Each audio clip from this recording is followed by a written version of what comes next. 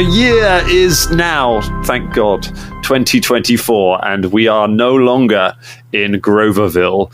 We are back. We're in our own homes, recording remotely, looking back on a chaotic season of the Danger Files. My name is Dan Thompson. I am no longer handling you. I'm just here to talk about things. And I'm joined by the incomparable Jeremiah O'Connor. Hello, here I am in my home, wearing a waistcoat for some reason, because I was doing a self-tape.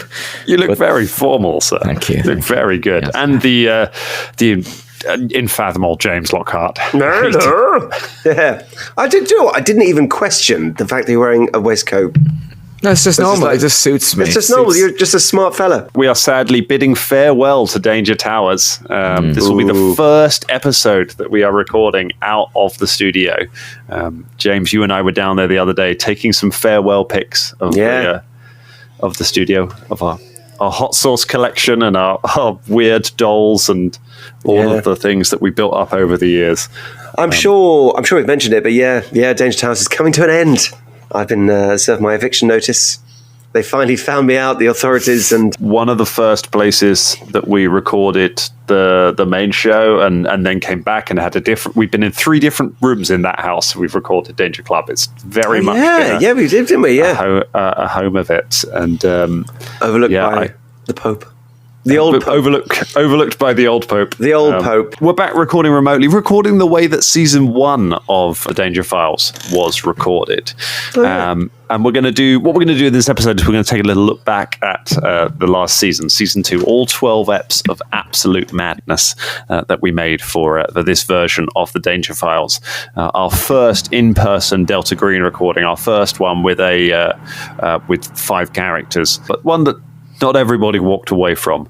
So I will tell you now, it will be weird if you were listening to this having not listened to season 2 of The Danger Files, but yes, this is going to be full of spoilers for season 2 of The Danger Files. So yeah, catch up on that one first before we go into it.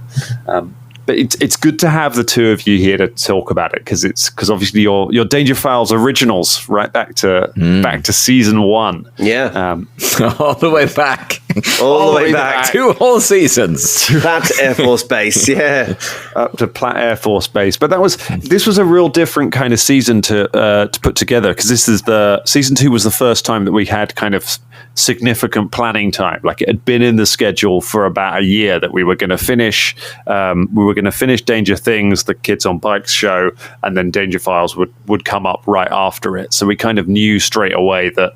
So I had like a year to actually plan it. Whereas season 1, I wrote it in a week. We had, because there was an issue recording Danger Games that had to stop, and so I was just like, cool, so we have a week to come up with a new show. So I was a fan of Delta Green anyway, because I play it off air, and so I was like, I think we can make a show out of this. I'll play the Platt Air Force Base one. That's nice and contained. Everyone's on one air base. Things happen on a schedule in season 1. It's a very different kind of pace of story in PX Poker Night to Convergence, which is the one we play in season 2. You know, it's like there is a sequence of stuff that happens, and it's about how the characters react to the stuff as it's happening, and try and tilt things in a way that means they survive it. Whereas Convergence, which we should give a shout out, John Scott Tynes wrote Convergence, this series, the adventure we played in season 2. It is the very first Delta Green adventure. It's written in 1992. Wow. And there's a new version that was rewritten. So there's a really great source book called The Conspiracy that came out, I think, last year, which is just a guidebook for playing Delta Green during the 90s, which has there's a lot of, and sort of all the different groups that are working, and how the organization is structured and everything at that point in time, which is quite different to the sort of modern age. And then they rewrote Convergence and put it in as one of those ones. So I've just been like, I want to play as many of the 90s cases as possible, because they're all very alien-y. Like, a lot of the Delta Green operations, they can be very dark. Like, this God's Teeth just won so many awards at the Ennies this year, new Delta Green one. That is incredibly dark, and I don't think, like, we would never play it on this show. It's not our bag. Like, there is we have enough trigger warnings just on this one. Like there are violence against people that we don't want to hear about violence being perpetrated against, and it's just it's one of these ones you go home from, you're like, that was good, but I feel like I need a shower. Yeah, and I think there's definitely some things that are like, that's just a one you play with your friends. Because it's just sort of like say, an interesting adventure, but maybe not something we want to broadcast or put people on the spot broadcasting things like that. Because, like you said, trigger warnings or how people can deal with certain scenarios or certain situations and things. It's like we have a brand, like anyone who is coming to our show, pretty much. I don't think anyone's just listens to the Patreons. Most people have listened to us faffing about in Pathfinder and making jokes and things. So there's kind of, I think that's a nice way of doing it, is approaching it with a sort of a lighter touch. But let's talk about just talk about this season, how this one came together. How did it feel coming back to the same characters from the first series? Were you expecting kind of when I said, oh, we're going to do a new series of it, were you expecting to be coming back as your old characters, or were you expecting it to be connected to the old one?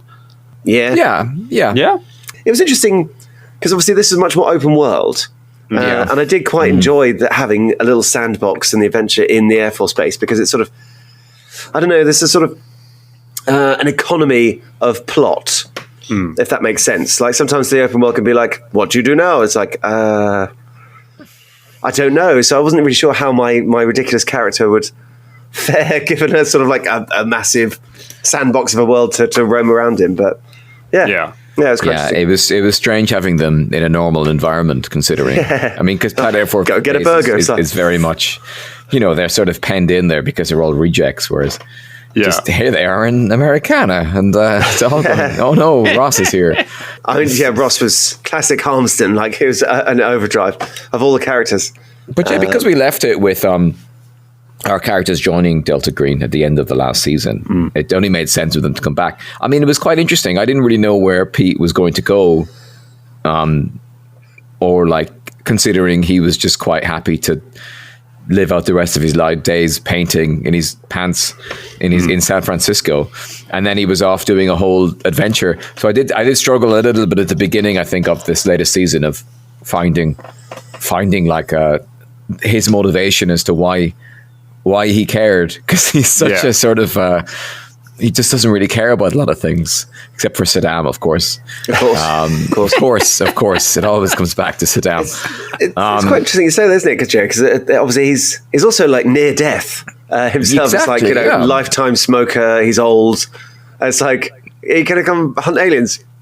I'm going to sit and drink vodka and watch conspiracy TV programs. It doesn't need, and you all got like a payoff. You got like a payoff at the end of season 1 to not talk about it, which is probably enough for Pete to get by on. Yeah, he's got completely. His gold anyway.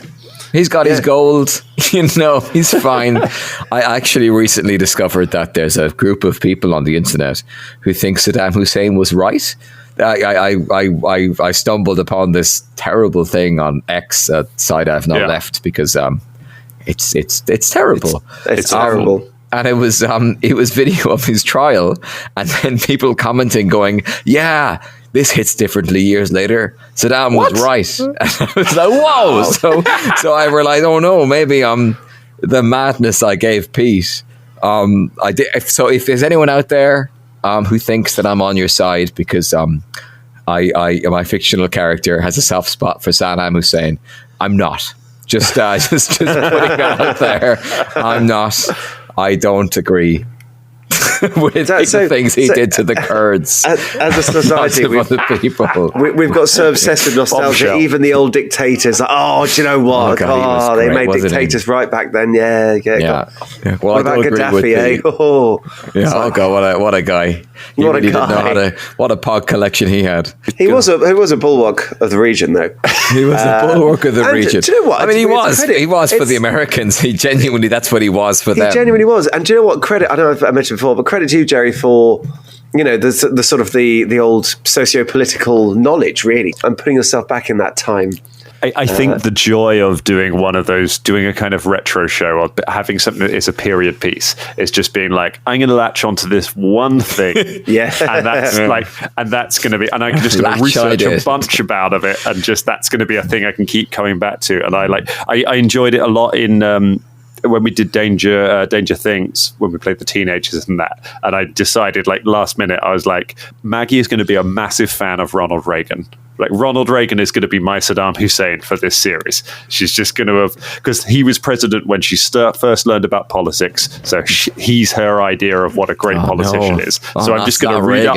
I know. I'm just going to read up a load on Reagan and Nancy Reagan. Because in my history, one of the parts of my history degree was American foreign policy in the 20th century. And that did deal with how they dealt with post-Vietnam.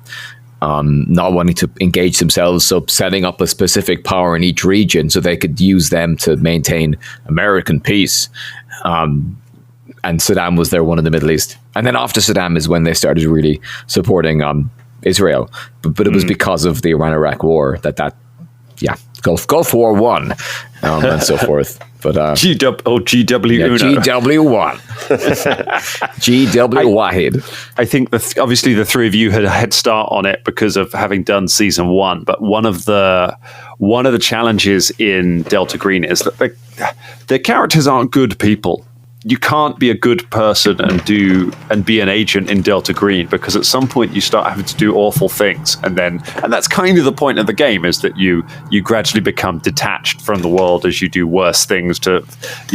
It's all about picking the lesser evil, and so you end up playing people who are at best quite heavily flawed, and so finding a way to bring that out, but still make them kind of listenable on air, and make them kind of fun characters to spend an hour with, I think is one of the challenges. And it was interesting seeing kind of Colin and Drum get their heads around how you kind of strike that balance, whereas the three of you were just like, here's my crazy person. Let's try and make them nice. I think Colin and Drum had the harder time of it, because also they were interacting in the world, and they had the whole, they didn't know about Delta Green and all that kind of business. And then they had us, who were literally like, we're bonkers characters that we came up with for this little Air Force base thing we did. And now, here we are. And if anything, we were trying to sort of tone them down a bit. But I think they did really well, sort of dealing with that.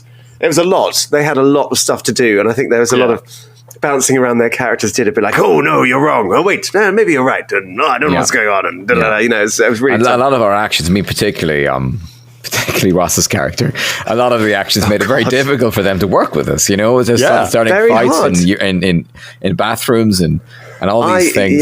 It was interesting for sticking with us. Yeah, because Ross was like, what are you doing at one point? I was looking at the table at them, just like, I don't understand. What is it? Well, he's traumatized. It's like, this is still a very strange way to sort of display your trauma. But it was sort of, because obviously he gives a Ross tinge to it. But then later on, I did give him credit. It was like, okay, yeah, I sort of see, he's because Tully went through an awful lot.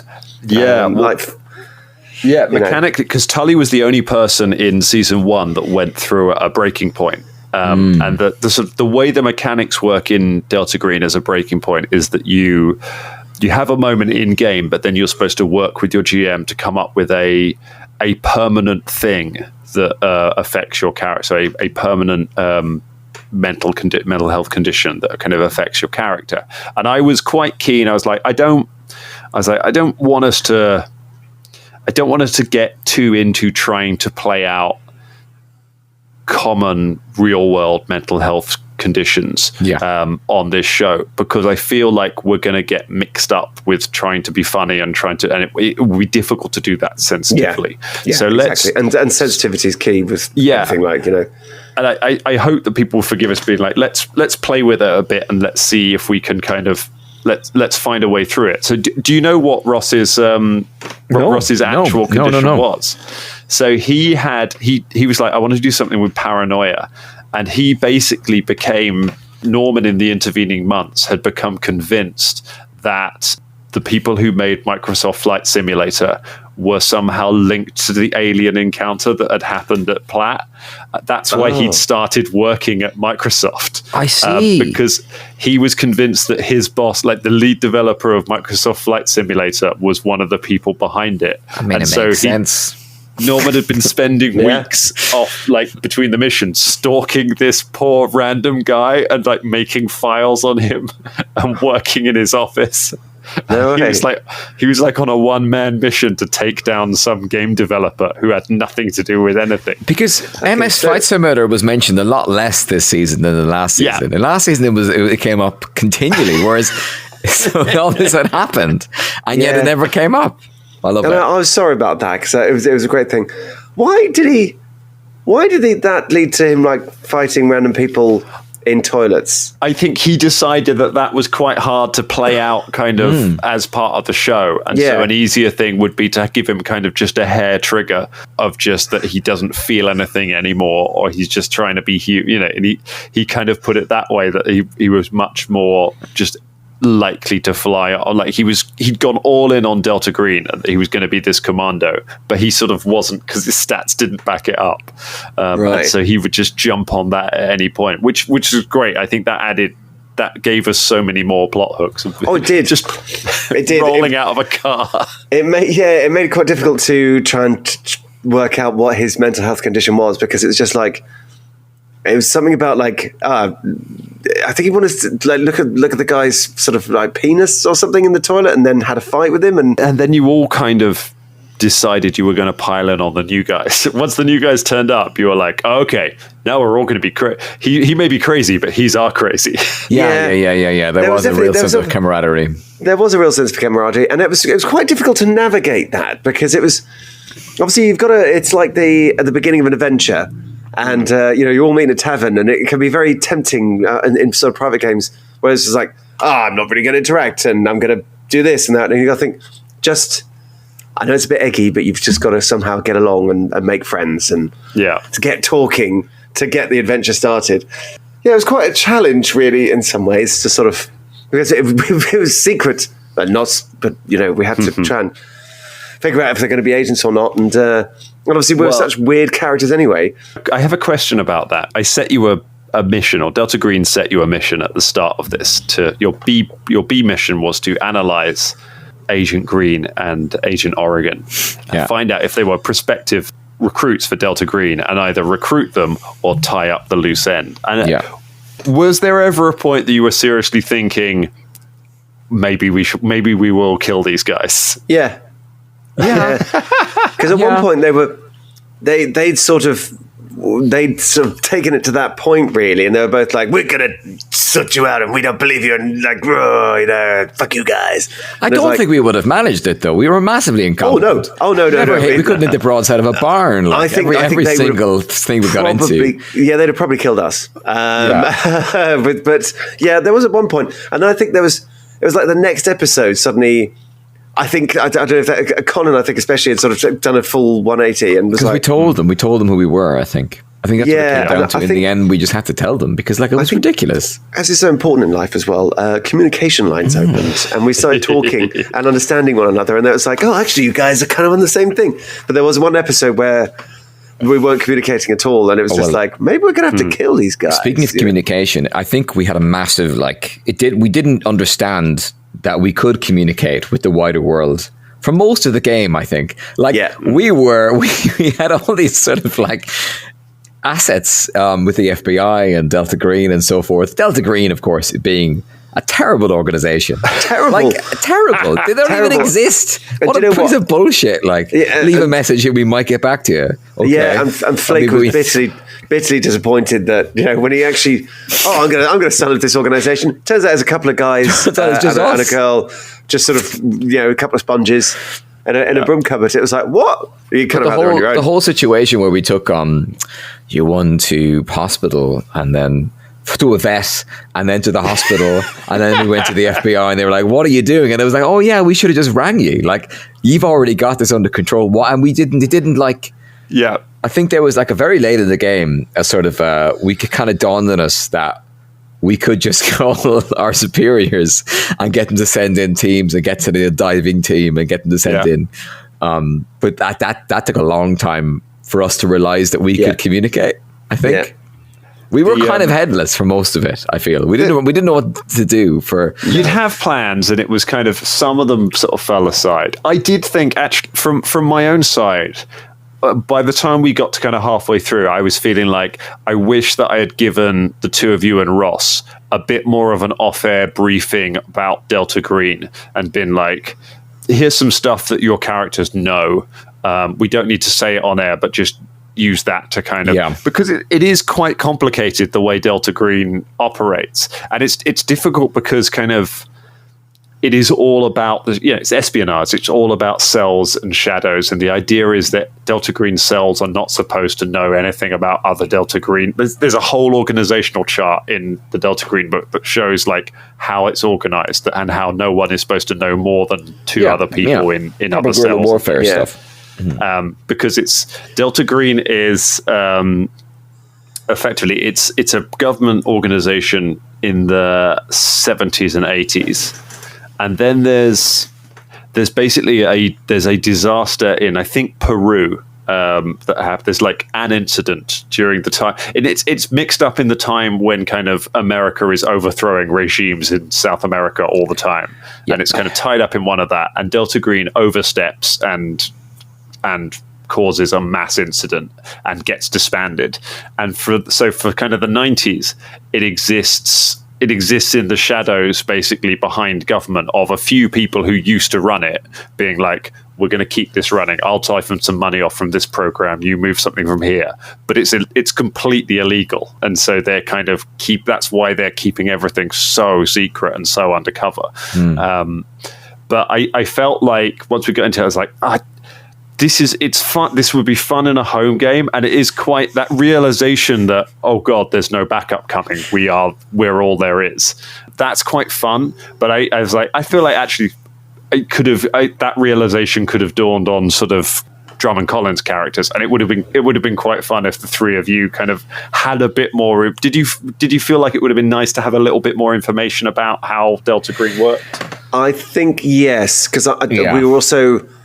A bit of sort of like exasperation and bitterness came out in our characters, because it's just like, in the third quarter of the harvest moon, you may contact us via the secret pigeon behind the box, and then nothing happens. And it was like, what? Like we thought we were part of an organization. It's like, and we've been sent out to like recruit these people. We didn't even know what we were in. We just joined, and like, it was just, and we felt like because then there'll be more. There'll be 5 of us. There'll be 6 of us then, as opposed to nobody in this organization. It did feel like there wasn't really an organization, and by the end, somebody was just having us on. Yeah, Delta Green didn't really feel like it existed. It's like, well, it doesn't really exist. Man behind a bin, like somewhere behind Langley. There's a bit of sort of a Ponzi scheme of loyalty. It's just sort of like, so is there actually anyone at the top? Not really. No. You're only really. They're so irresponsible as well. They're like, there's a little bit of them that reminds me of the Jedi, in that they're just kind of like, we're the ones controlling everything. We're going to send these completely inappropriate people into a situation, and it'll get worse. Yeah, you've no diplomatic training, but you've got the Force, so you'll probably be fine. It kind of reminded me. Do you remember back in the streaming days, you used to play a lot of Phasmophobia, a sort of ghost hunting game, and it was kind of similar to that, where you get a briefing being like, yeah, you got to go to this house and find out about this ghost, and they'd be lethal. Like, there's so many of us would die every time we go to the house trying to find this ghost. It's like, we didn't get any backup. Literally a little sort of like thing to detect whatever. It's like, nah. And Delta Green kind of felt a bit like that. It's like, why are we risking our lives in these incredibly dangerous situations? Yeah, because I think Pete didn't have any confidence in the rest of his team, like, or himself really. Like, it didn't feel like we were a crack squad. No. Like, we'd accidentally bungled through what happened at Platt Air Force Base, and now we're being sent to a town to deal with the entire situation. Like, it genuinely felt like we can't. Why? It's just, I'm in my dressing gown. Wildly underqualified for this. Yeah.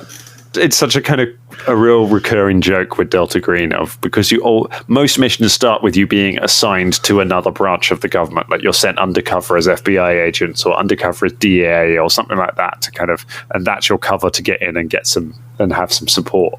Because Delta Green has infiltrated all of these organizations. Like Derringer is not a member of Delta Green, but he's a friendly. Like he works, he's a genuine FBI agent, but he knows about Delta Green. He thinks it's important. So when stuff comes in, he forwards it to Delta. He makes sure that you get assigned to the case. But there's all this thing of being like, we've got to infiltrate the FBI. Are we gonna send our agents that most clearly resemble FBI agents? It's like, well, I've got a Green Beret, a high school teacher, and a dog with a PhD. It's like, all right, send them in. Send them in. And also, it raises the question of just like, yes, to solve this case, we're going to have to infiltrate the FBI because they're best suited to solve this case. It's like, well, shouldn't the FBI just do it then? Or the CIA or something like that? Are we allowed to tell them anything? We have to infiltrate the organization to then do the investigation. Just tell them. just send to the FBI. It's that thing of not everyone can be trusted with all information. And they kind of, at this point, they know, once they discover the protomatter, so they know at the start, they know the protomatter isn't human. Because when Spivey gets arrested after the incident on the road with the shooting in the ass and taken a bunch of bullets and brought in, they run tests on him, and that's the point that the tests come back basically, this isn't human tissue. At which point Derringer takes those tests and is like, cool, I'll take those, destroy any other copies, calls Delta Green and is like, this isn't a normal thing, you need to get in here and contain this. And so from that point, Delta Green's mission is like, find out what's going on and make sure it doesn't get out into the wider public. Spivey's the first one that gets abducted in the town. He gets abducted out by the reservoir. The reservoir keeps getting referenced. And you find out right near the end, because when you find out that the reservoir is where they've been contaminating the water, that's where things get kind of linked. So Spivey spends a lot of time up at the reservoir with his friends, where you discovered a bunch of kids up there, and they just hang out there smoking pot and listen to music. He gets picked up there one day by the aliens because he just wanders in by himself when they're about. They grab him, take him back, and they do experiments on him. So they replace all of his muscles with the muscles in his arms and legs with the protomatter, which makes him incredibly strong. But they don't do any work on his bones and the rest of his body, so the rest of his body can't support it. So, for example, he could lift a car up, but his legs would just shatter from the weight of it if he did it. It's not in balance, so that's why he's in terrible pain all the time, and why. So he lashes out. He kills his father by mistake because his father's just trying to restrain him because he's in pain. He just puts a fist through his father without, and then runs off. He's robbing gas stations because he's trying to rob them for painkillers. He's just going from gas station to gas station trying to steal as many painkillers as he can. And he doesn't really have a plan of where he's going before he's picked up. By that point, the aliens have already picked up Jane and worked on her as well. They're the sort of first two individuals, apart from the alderman, which we'll get to, which is just at the town hall. So by the time you get there, there's already stuff going on underway, and there are already people in the town when you get to it. There's a lot of people in the town. I'm very surprised about how widespread it was. Just like, it's on the food, it's in the reservoir, it's all the aldermen, it's this. It's like, fuck, that's a few people. I tell you what, actually, somebody asked about that. I had a listener question about this. Nick sent us in a question. Hey, Nick. Hey, Nick. Nick wanted to know, hi, Nick. Was there a kind of mechanic in place where once the agents were infected, because everyone else kind of consumed the protomatter, was there a chance for any of the agents to develop super strength like Spivey did and become kind of supermen to get through it? So it's interesting kind of know the different ways that the aliens were working on it. So you've got kind of levels to it. You've got kind of anyone who's eaten the food has a kind of a low level. There's a kind of a low level infection going on there, which means the aliens can do some stuff to you. They can once you've eaten enough of the food and you've kind of got protomatter in your system, the aliens can pick up on. They can kind of pick up on what you're seeing and hearing. They can kind of use you as a camera a little bit, so they know what you're up to by that point. They can't really take direct control of you, but they can once you've if you eat enough of it, once you have enough of it in your system, they can start to influence you in small ways.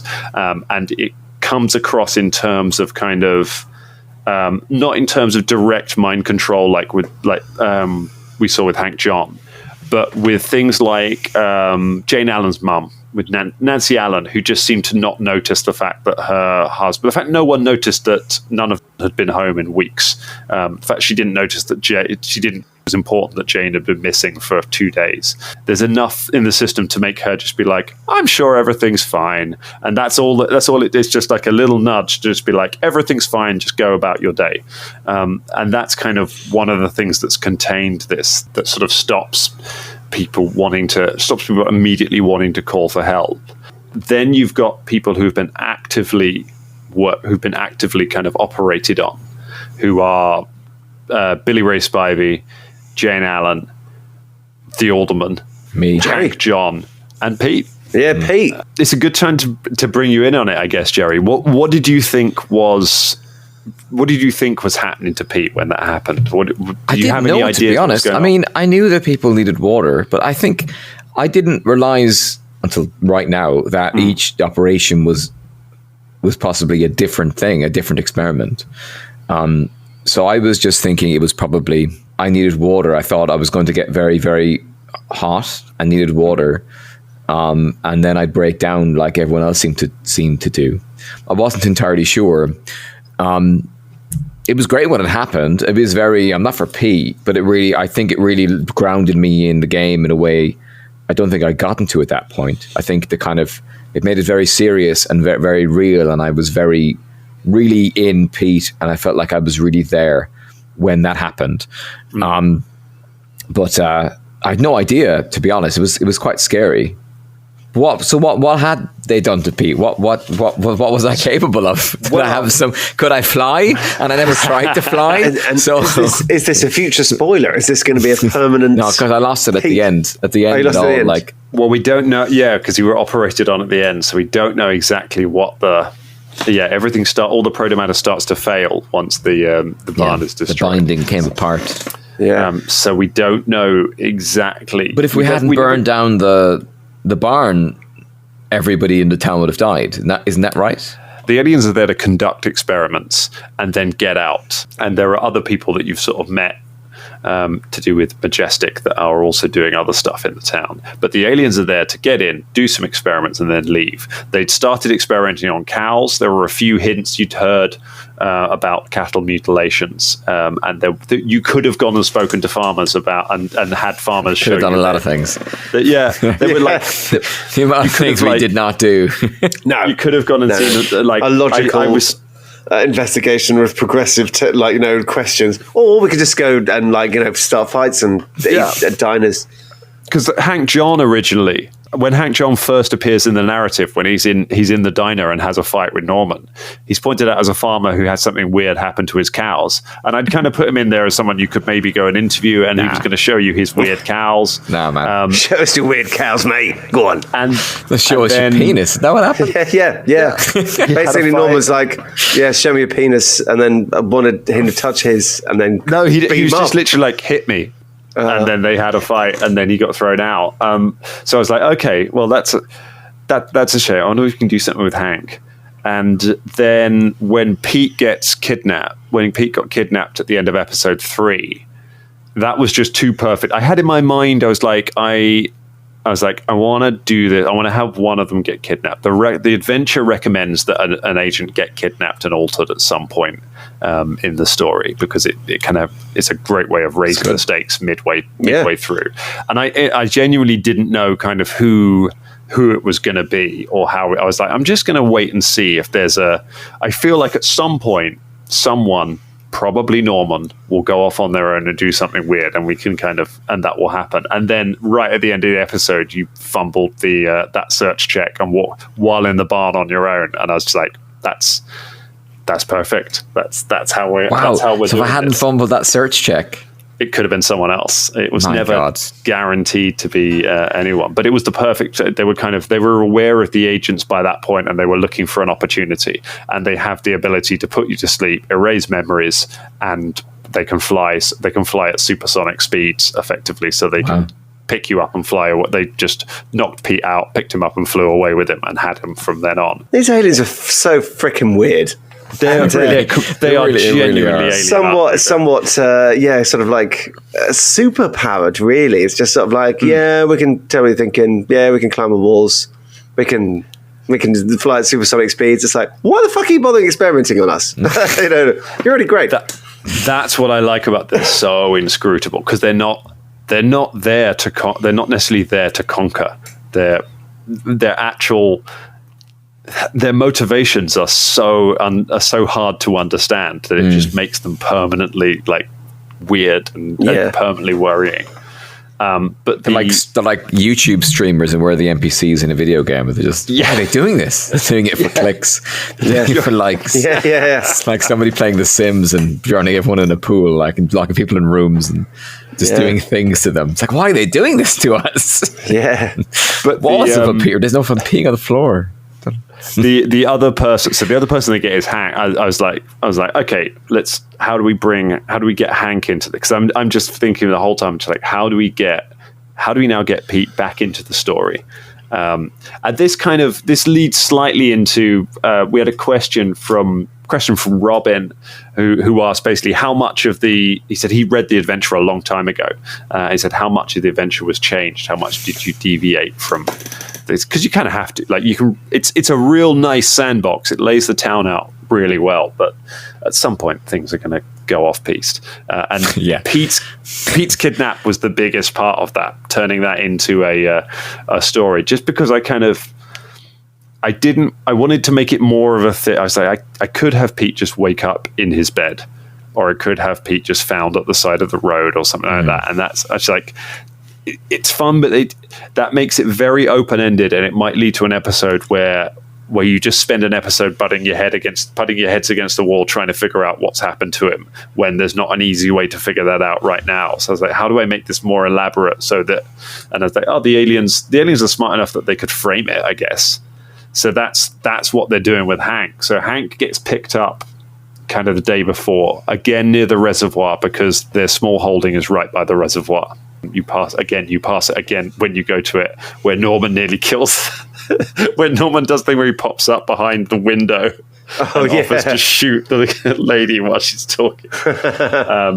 Dawn John from Minnesota. So he gets picked up while he's out working on while he's out by the reservoir. Taken back. They operate on him. Most of his modifications are to do with his digestion, which is why he needs so much water. So he's basically he just needs water constantly to keep himself going. So he's always thirsty. But it means they can just keep him awake constantly. And they're like, okay, great. He's like our bag. He's our thing that we can use if we need to move stuff about.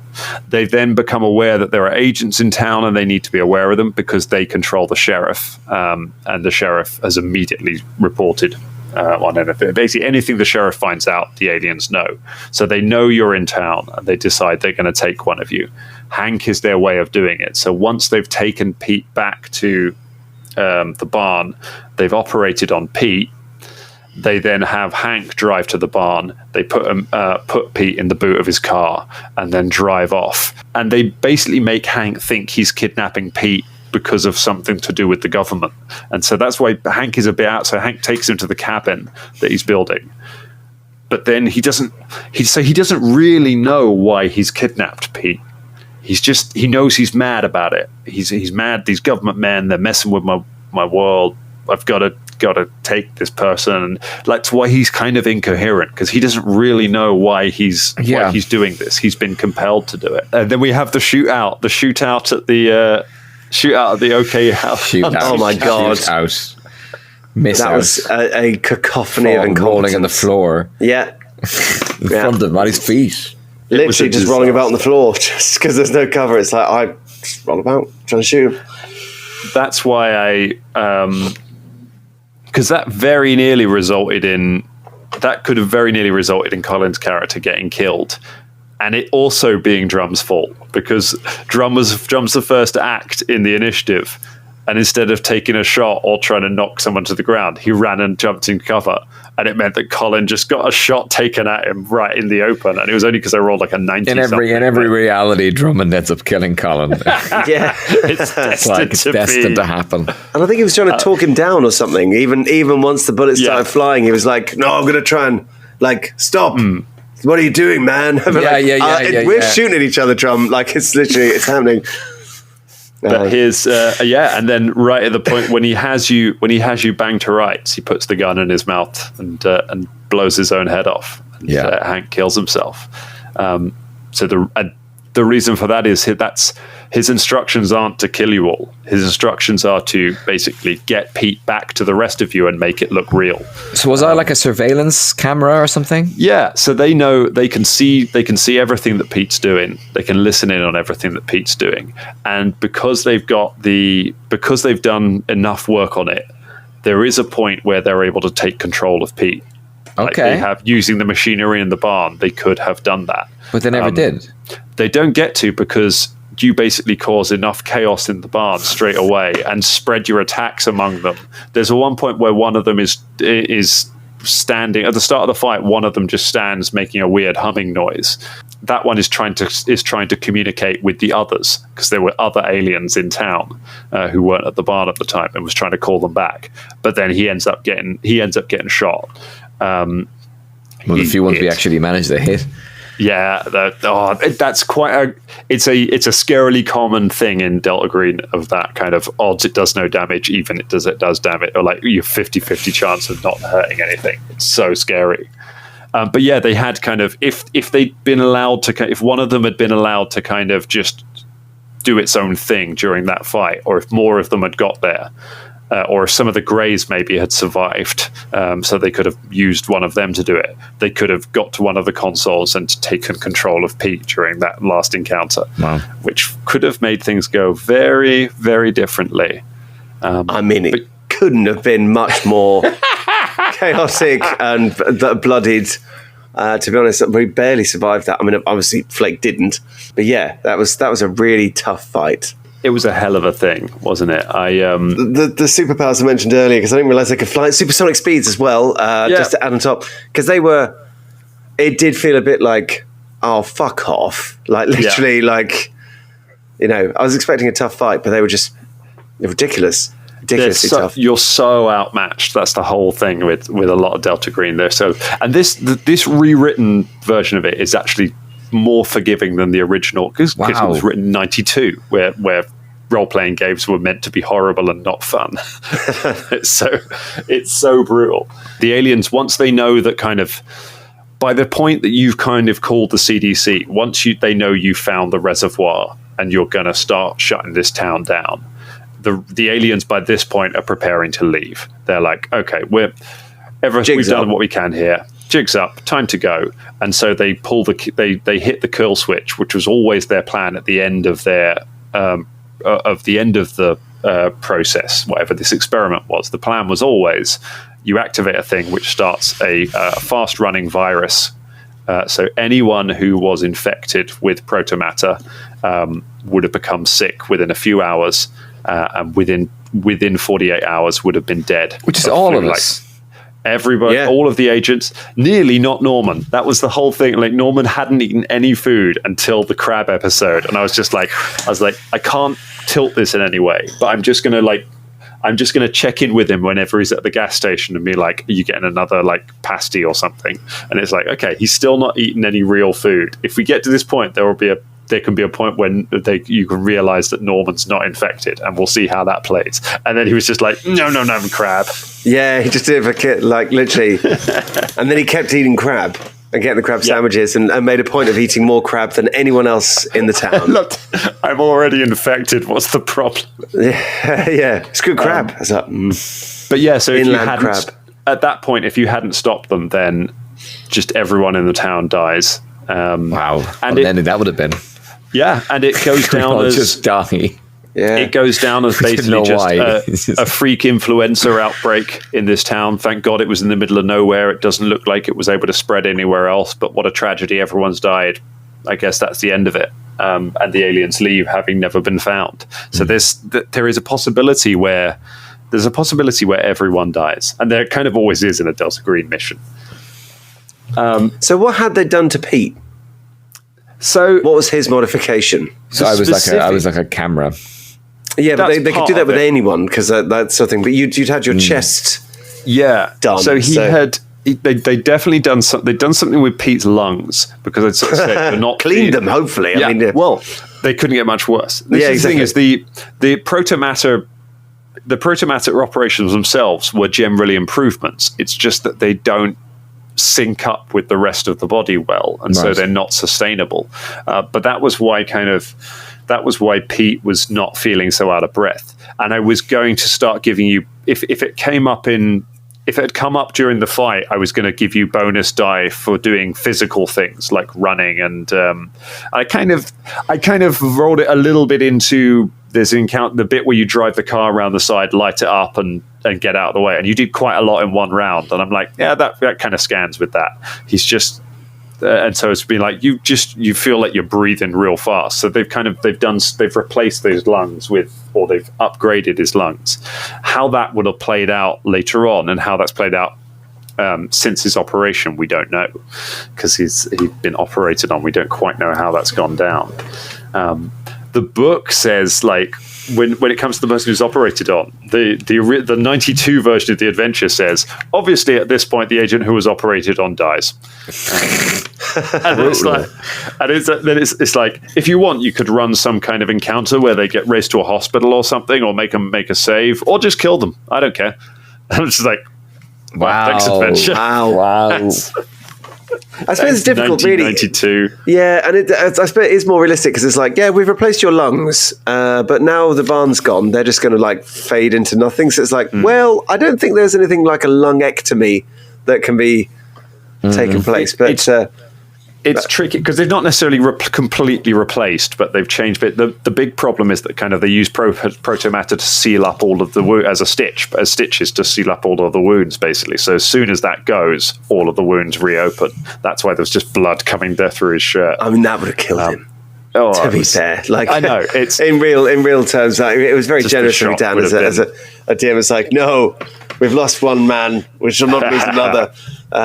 We lost two. We lost Colin as well. Yeah, we lost Colin. Yeah.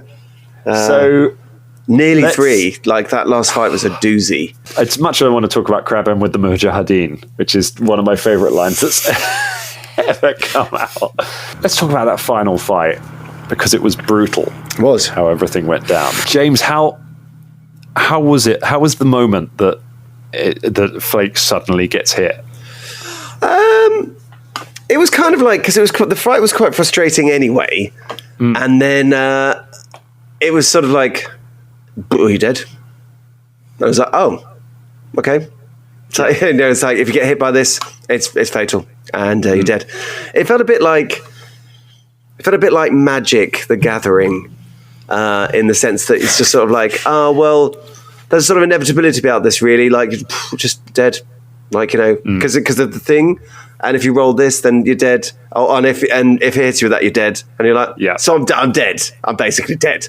But actually, yeah, it was sad, because obviously I like the adventure, I like the character, but because he kind of like we said right back at the beginning of this sort of retrospective, he did feel a bit like a fish in a pond that he didn't belong in. Because he was designed for a one-shot Air Force base, and I think he had, it was good that he got out in the open world, and any time out there was a bonus. But yeah, it was kind of I like, having complained about it, I do like the realism of like death, because especially in fantasy, there's no death. As long as your cleric can get there in time, or drink a potion and you come back to life, and even if you're dead, we can resurrect you and all this kind of stuff. Whereas really, it's quite nice to be like, no, he's dead. Yeah, that's it. He just burns through the chest. Boom, done. I like that threat. And I was determined in this one. I was like, this is going to be what it'll be.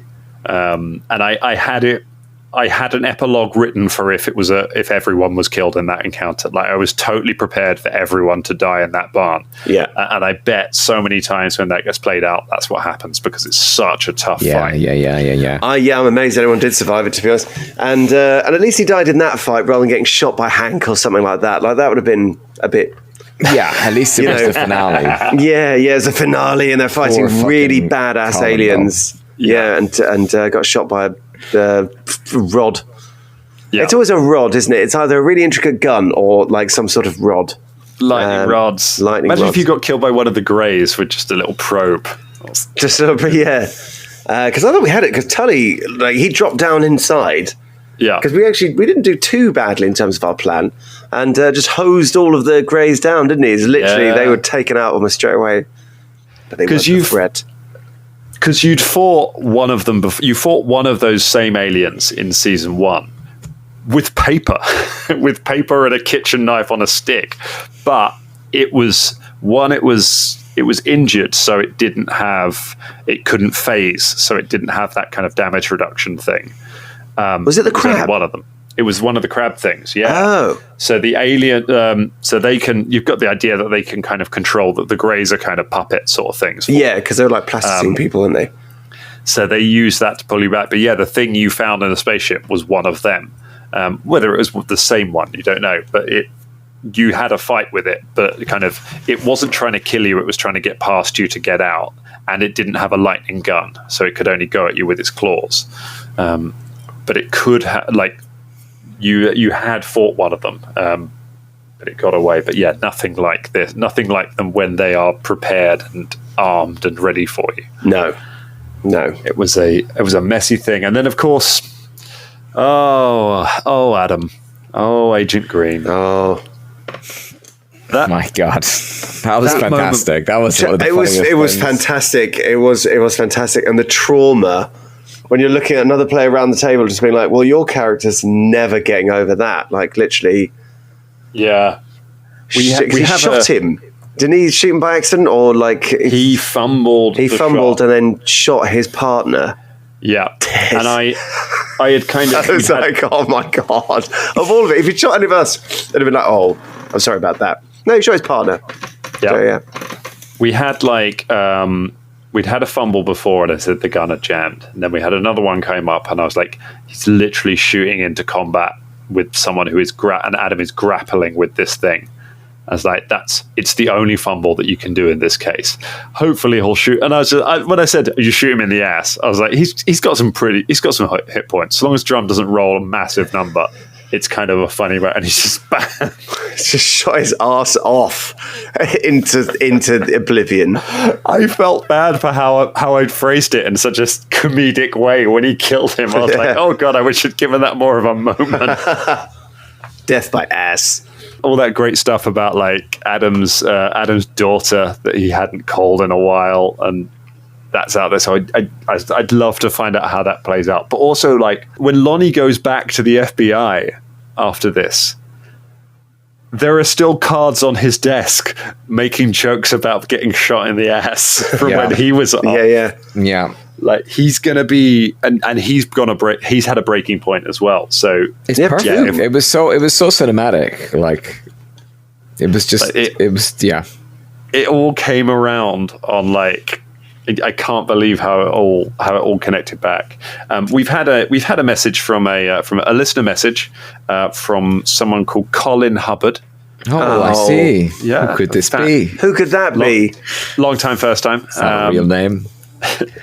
He says, tell everyone on the recording I will avenge the death of Adam. All of Drum's characters are no longer safe. Watch that ass. He's coming for your ass. For his ass. I mean, there's no way he's staying in the FBI after that. Like, right? Like, he's so just made he had trauma. he had a great arc, to be fair. Yeah. Like, it's an amazing arc. He was so against Delta Green, and he was so suspicious of us, and he thought we were wild cards and dangerous, and then he killed his partner. Like, and he was basically just and just kind of lost his shit. Like, by the end of it, wasn't he? He's just sort of like a bit of a babbling wreck. So he's definitely. I can't wait to see how that manifests. I think we'll have some fun because it's like he can't just go back to the FBI. He can't go back to his real life now. How on earth do you explain any of this? I'm sure they probably suspend him as well based on his declining mental health, from all this trauma. That's how kind of people fall into this Delta Green vortex. It becomes this thing of being like, well, I'll take another mission because I have to, because I can't. It's not like I can go back to my old life now. And that's how it spirals. There was a moment where I was like, after the guys get back in the helicopter, is Norman just going to put a gun to Lonnie's head and pull the trigger and just be like, and then pick up Pete and be like, no more loose ends, and just drive back and be like, yep, he's not joining. I don't know if Ross ever considered it, but I was like, that would have been the window. That was the point to tie it up if you were going to. Yeah. That would have been quite cool. I think by that point Adam was sort of like, Lonnie had just completely, like, because of the trauma and because of everything he went through. I think you'd think no one's going to believe you anyway. Like literally, you've sort of broken yourself as a loose end. That's true, actually. Yeah, but that would have been quite cool, actually, just to like. So what's next? Do you want to know the sad story of Scott Adams? Yeah. The Scott Adams, the journalist who never got to do it. Because it's the answer phone message. All the preparation. I put the one character I put the most prep into, because Scott's a real key to figuring out stuff in the adventure. Scott Adams also I like because he has the same name as the Dilbert guy. Scott Adams, the guy who created Dilbert and then became a weird right-wing crazy person. Different Scott Adams. But Scott Adams he's a journalist from New York who is like a conspiracy theorist. He writes for like, I can't remember, he writes for a magazine called like Watch the Skies or something like that. And he's been kind of looking into Groverville because there are all of these stories about Groverville being crazy because it's all these UFO sightings. Those are deliberately planted by the other part of the government, by Majestic. They are deliberately planted to make everyone think that Groverville is crazy, to make people stop thinking about Groverville so that no one looks into it too closely. Scott is just crazy enough to go to the town and try and look into this himself. And kind of, most people don't want to talk to him because they're sick of journalists making fun of them in the news. But he sort of he bumps into Jane Allen, basically. She finds him after she realizes what's happened and finds out that she's getting pregnant quicker than she should be. She comes to find him, and as a result, he kind of is like, okay, there is something going on here, and puts her up in his spare room while he tries to figure this out. The aliens are then like, cool, loose end, and pick up Scott. And he gets operated. So he's also been operated on. They didn't really do much with him. And then basically when you show up, you become the priority. And they order him to kill himself. And he kills himself in his hotel room. And that's kind of the end of him. So they order him to kill himself. Yeah, they're basically just like, he runs a bath, he gets in the bath, he cuts his wrists. That's the end of him. Wow. But so the whole time that you're staying in that motel, his body is a couple of doors down in a bath. So bad. We're so bad at this investigation thing. So bad. Jesus Christ. And but he's got his phone, he's got his laptop, he's got all of his notes. They've upgraded his senses. Basically, they've tried to have experiments with giving him super senses. But what they do is they make him hypersensitive to everything, to the point that all noise and light is painful. So he's pulled all the shutters down. He's gaffer taped up the curtains. He's shoved towels under the door so no light can get under, and he's just trying to just shut everything out. But yeah, while he's doing that, he's trying to basically write up what's been going on as he's slowly going insane from his brain racing faster than it should be. So you could have found his laptop, and it would have had a list of different things, and it would have information about lights in the sky at night, which you would have been able to follow to the barn. So you could have found the barn that way. Okay. You would have also found his body and the proto-matter that was still in there, which would have been a real dark little encounter. But yeah, so a treasure trove of investigative information that we completely didn't find. If you'd been in the tech, because Norman literally went to open the door to it, because he sprayed it and saw that there was proto matter on the door. He was about to open the door, and then he saw Jane Allen, and then you went. If you hadn't gone to the vet, like if you hadn't left town and gone back to Knoxville, if you'd spent another night in the motel, I was going to have you start smelling the body. And kind of figure it out that way. I quite liked the Knoxville encounter, though. I quite liked all that. I really liked that. I think changed the dynamic of the whole thing. It made us realize we had the FBI as well to call and people like that. Yeah, it gave the whole thing. It made the whole thing feel a bit bigger, and I was quite keen for it not to all hinge on finding Scott. As much as I joked about the fact that I made audio files and printouts and things for it, like I was quite keen to not have it just hinge on that. Well, that's why I threw in because the Alderman is a really weird thing. The town hall with the big protomatter monster. That's just one of the aliens' just weird experiments where they're like, what happens if we fuse 6 people together into a blob and then make them psychic and make everyone forget that they're there?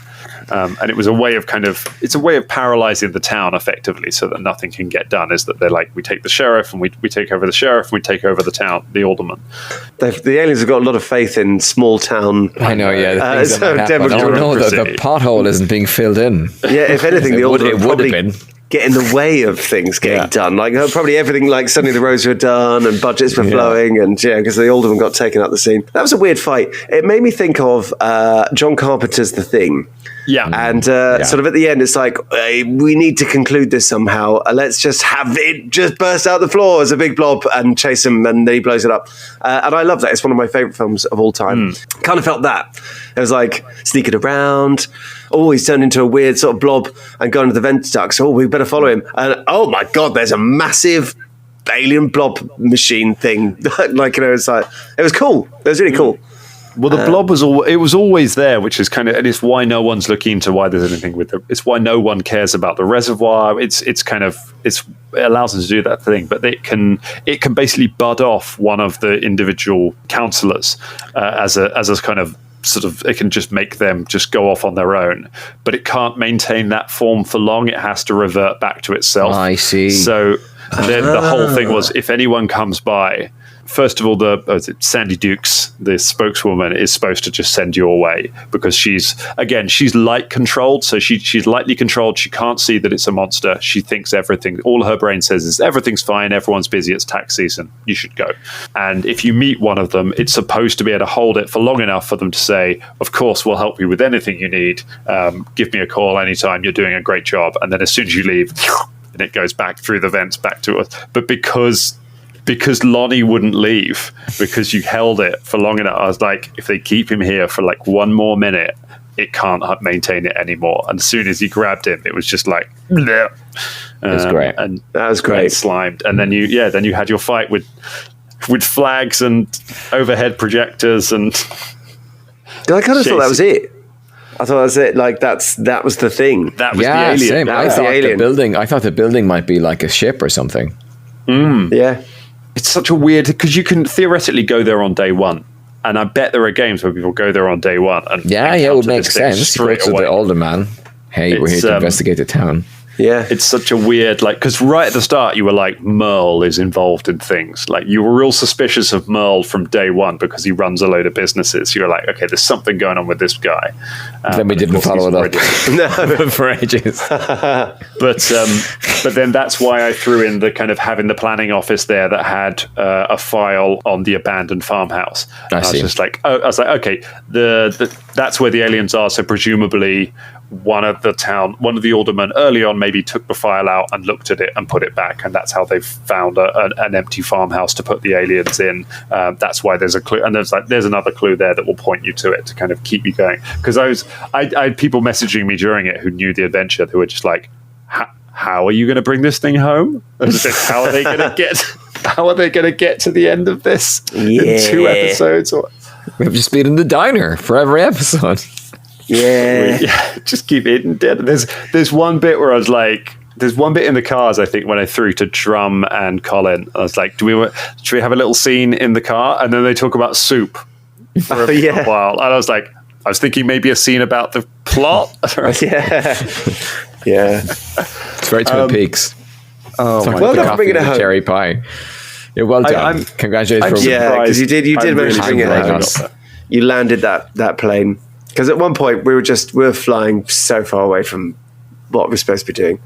And I felt bad for Pete as well, because it was like, Pete's been kidnapped and we completely botched trying to find you. Like, it was like, fuck, he's just gone.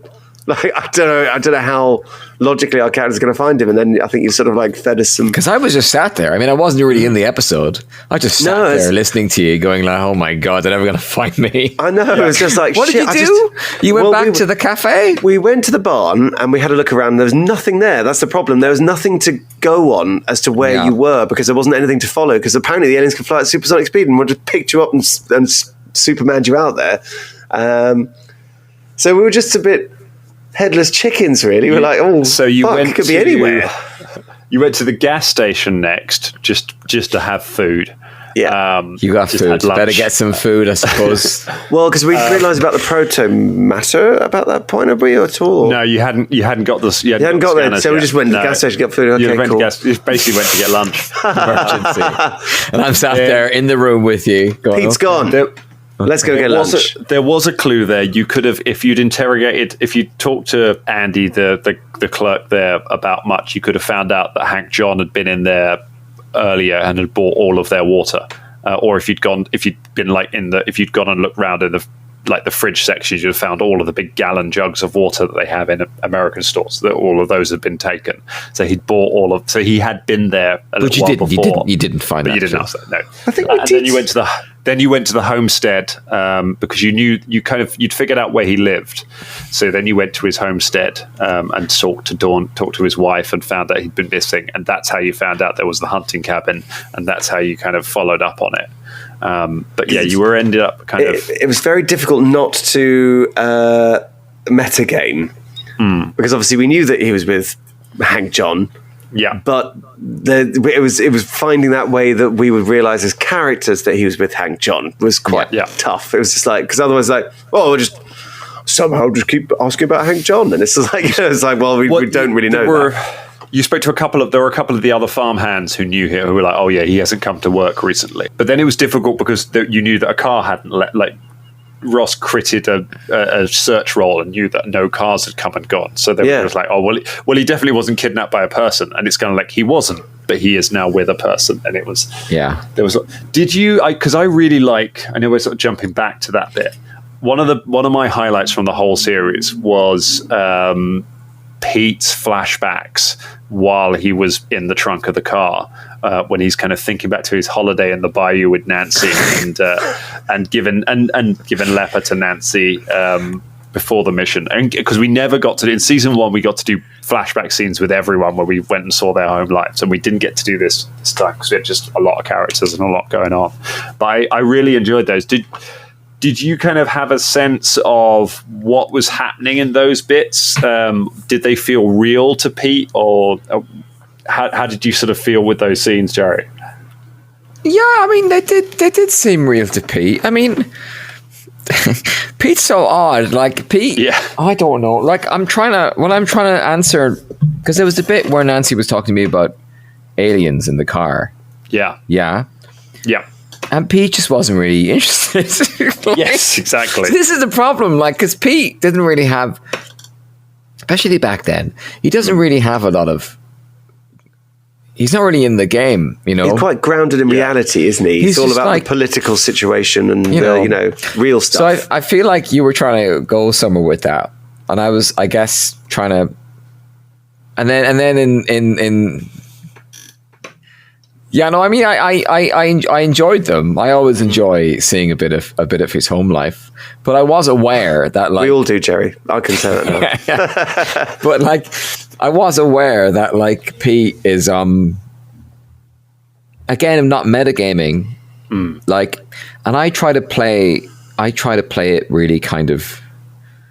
This is going to sound incredibly wanky, but I try to play it quite like methody in a way, and I try to get into the head of of what's going on. So for a lot of it, I felt, until he was kidnapped and stuff, I did feel a bit like, who is Pete? who is he and what's he doing here and what's he thinking? And so a lot of the game he was just sort of going along for the ride and sat next to Norman, and there was a bit where Norman came to me and saying like that he felt like he didn't feel anything, and Pete was like, yeah. It's just fuck off. Fuck off. But like, so what were you getting at in that? So at the time that he's thinking that, these don't actually. So they weren't real memories.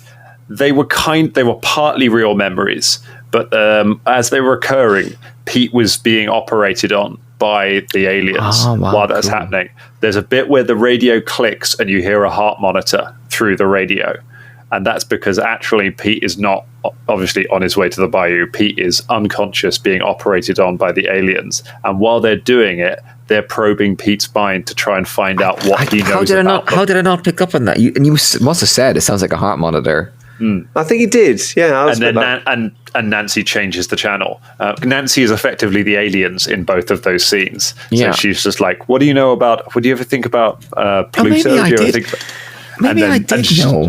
Then she's changing it back, and then the other one she's asking you, "What is majestic?" Pete doesn't know. That's a thing that they're interested in knowing. So that's clever. That's kind of his brain working away in the background there. Yeah. And then we. I think I was aware that it was. Yeah, it was odd. That it was odd that there was suddenly these flashbacks happening, or something odd was going on. Well, but I think I knew that the second I was abducted. Anyway, I kind of felt like it was a strange thing happening. Well, I think because obviously you said, Joe, that you felt that Dan wanted more from the scene, but of course, actually, you responded completely correctly because you're like, I don't know, you're talking weird, Nancy. I don't know what you're talking about. This is me all over. Like this is me all over. I think like, oh God, I'm not doing this properly. I need to find a way of. And then I was like, what is majestic? Like I think I get very like I think it's a thing I do. I get slightly paranoid about that I'm not doing it right and that I'm missing things. And then I miss things because I'm overthinking what I'm thinking, which is probably what happened there. But I was aware of it being odd, I think. It's nice because it plays... Strange.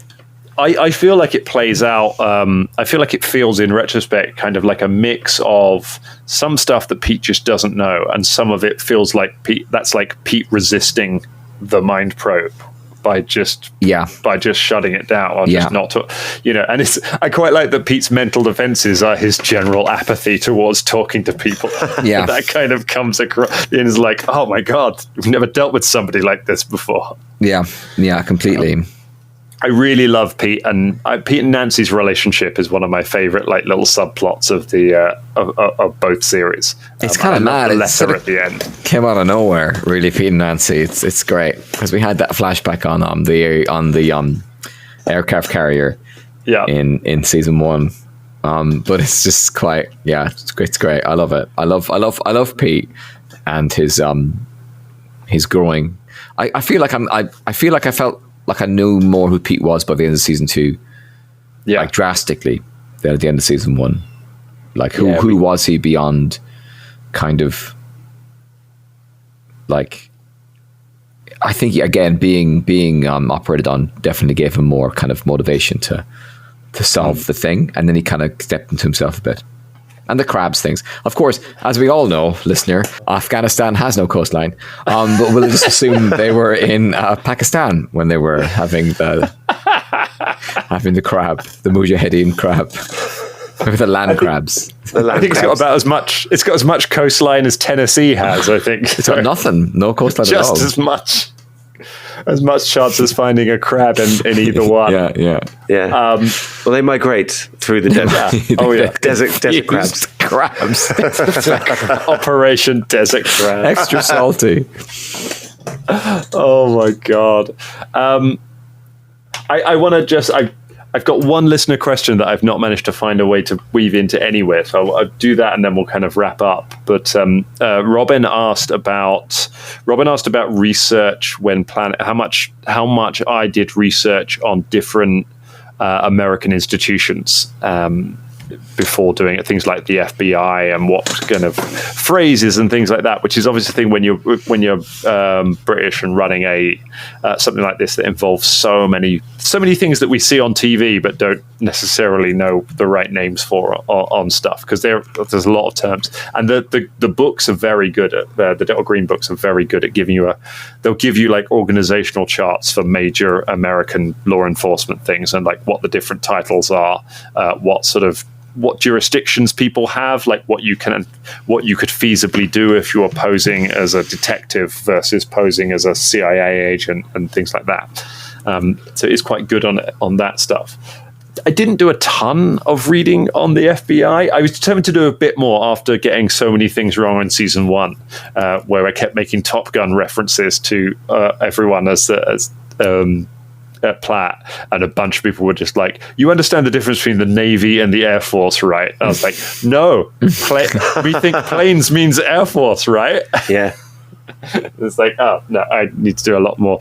And and everyone's just being like, you can absolutely have your family on a military base in the United States. Like that shouldn't have been why was that even a thing? I was yeah. Like, oh yeah. Yeah. Like so many little bits that I didn't have time.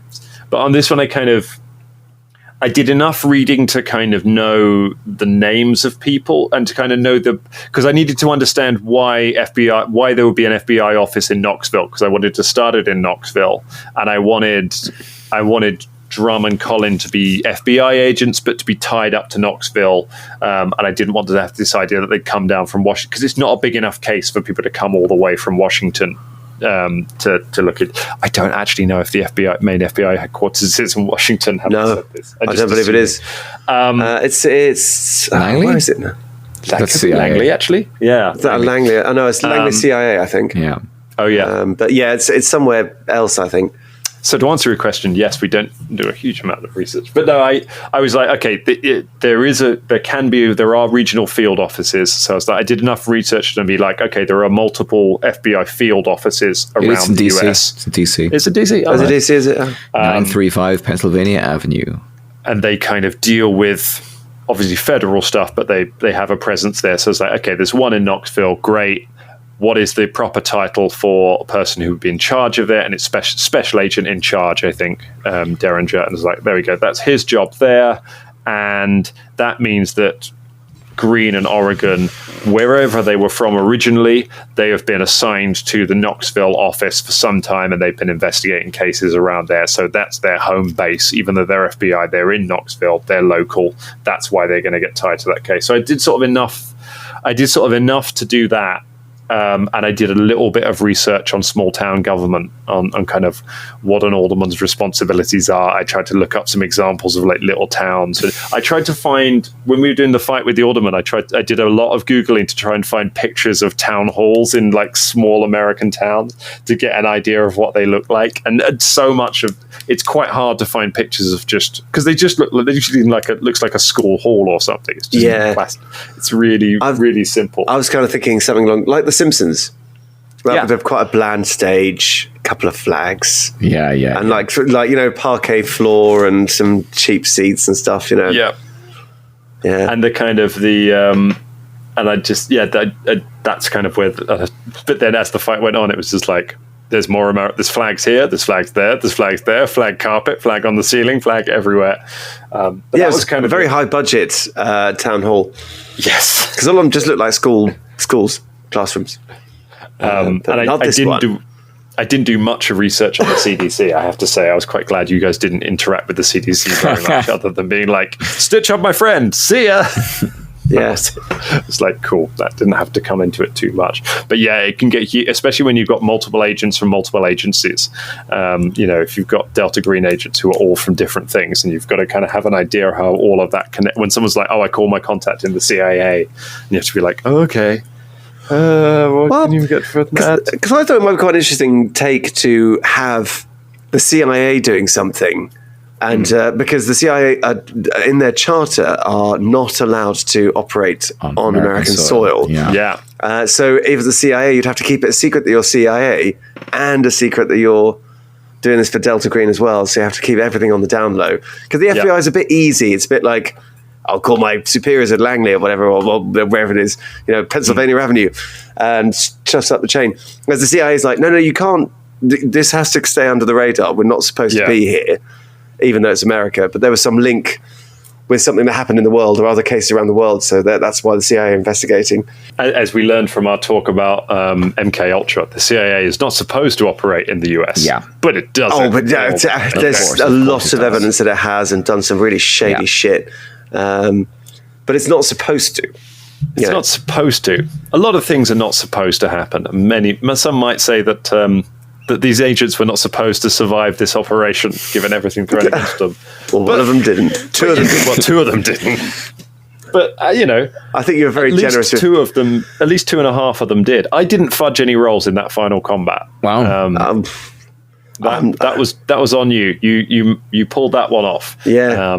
I think you were very generous towards Pete, and I'm glad because I like Pete. He's a good character. I did feel that, Flake, he sort of lived his time, really. I don't really sure. There were some elements coming out from him, but he was, not, I don't know what the response was when people found out he'd dead, but I like the idea of a montage of someone hanging up a picture of Flake on the Wall of Honor at the FBI, and then it cutting to someone hanging up a picture of Flake in the Wall of Honor at the US Navy, and then the Army, and then it just kind of Norwegian ski corps. It's just like all around the world.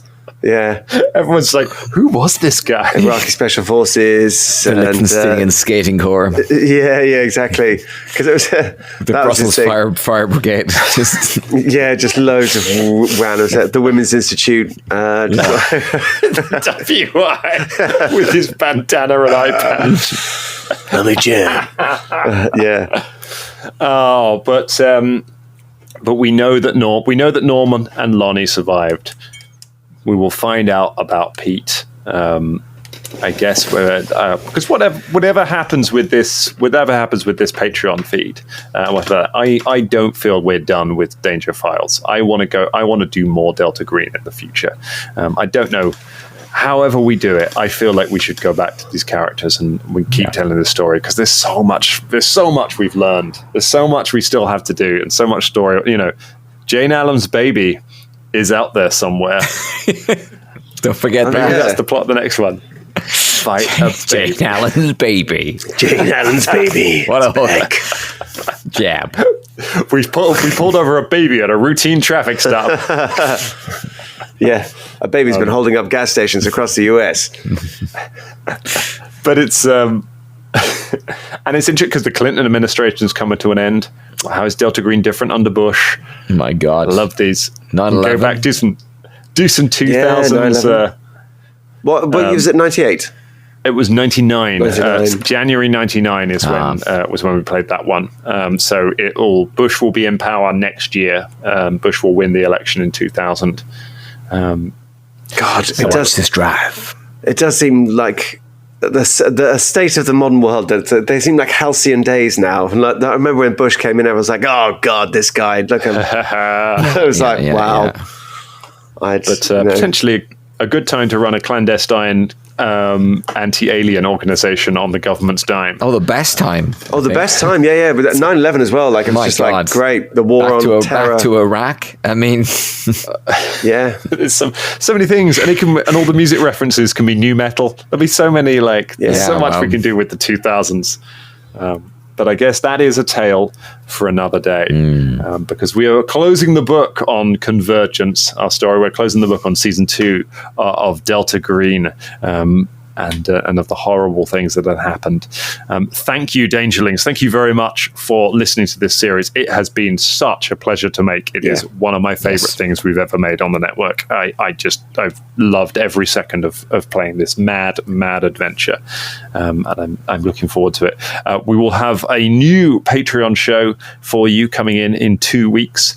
We are going to be playing a brand new game, and we'll put out our first episode of that on the network for free, and then the rest of it will go out on Patreon, so you'll be able to have the rest of the year listening to a whole new story, playing a whole new game. Again, we might have played a little bit of before, but that's all I'll say on it. It's going to be a lot of fun. All that remains all that remains for me to do is to say a very big thank you to he's falling apart at the end. Come on, Dan, you can do this. You can do this. Ross failed my sanity. I'm actually a blob creature. He's been holding the Dan form for too long. I've held it together for too long. To be fair, I really need a wee, so that's not a huge lie. James, thank you so much for joining us. You're very welcome, Dan, as always. Thank you for being in the show. Thank you for Flake. So many memories of him. So many memories. So many Jerry stalled careers. Jerry, thank you so much for coming back for this one. It's so good to be gaming with you again. It's a pleasure. I love Pete, and I love the stories we're telling. And Dangerlings, thank you for joining us. We will see you in a couple of weeks. Until then, try and stay sane. See you later, everyone. Bye-bye.